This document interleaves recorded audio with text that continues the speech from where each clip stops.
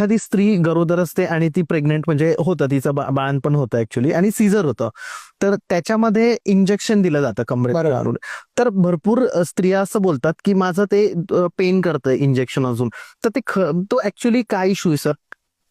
Injection जे आहे ते डीप दिलं जातं नर्वस सिस्टीमला भूल देण्यासाठी, अनेस्थेशियासाठी. आणि त्या अनेस्थेशियाचं इंजेक्शन बऱ्याच लेडीजमध्ये एक मोठं कारण आहे सध्या की थंडी आली हा. किंवा वातू पदार्थ फार खाल्ले गेले, वात वाढला शरीरात, हा.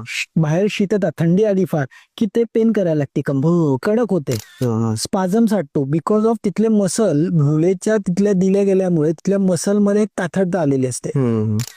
ओके. आणि शेवटी कुठली भूल जेव्हा देतो ते गरविष आहे. आयुर्वेदशास्त्राने त्याला गरविष म्हणले. गरविष म्हणजे काय? ॲलोपॅथीची औषधं पण ही सगळी गरविषात मोडतात, कारण गरज नसताना घेतलेली औषधं, अति प्रमाणात घेतलेली औषधं किंवा कुठल्याही प्रकारचं रसायन जे आहे तुम्ही जे बॉडीला गरजेचं नाहीये कृत्रिम प्रकारे बनवलेलं जे गरविष म्हणतात त्याला. त्या गरविष म्हणजे काय? ते पोटात विष जातं किंवा तिथे विष टोचलं गेलं आणि त्या विषामुळे तिथली जागा ही बधीर होते, नमनेस येतो, जड वाटतं, दुखल्यासारखं वाटतं. बिकॉज ऑफ तिथे वात तो साठतो. तर त्यामुळे तिथे जळवा लावून घ्याव्यात. म्हणजे तुमच्या जवळच्या कोणी हा त्रास कोणी पॉडकास्ट बघत असतील तर त्यांनी आपल्या घराच्या जवळ कोणी आयुर्वेदिक वैद्य असेल त्यांच्याकडे जाऊन जर जळवा लावून घेतला तर तो त्रास, ते दूषित रक्त सगळं काढून घेतात जळवा.